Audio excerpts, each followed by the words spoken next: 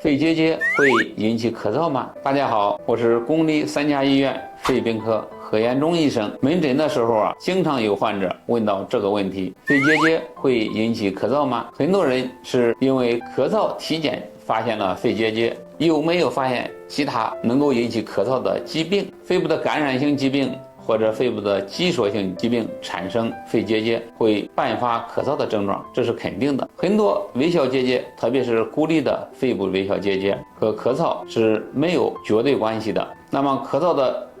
病因呢也非常复杂，不管是因为咳嗽发现了肺结节，还是体检过程中发现了肺结节，一旦发现，我们最重要的就是要遵循医嘱，该随访的时候呢进行随访，该干预的时候进行干预，不能大意。但是也提醒各位，没有必要过度的紧张。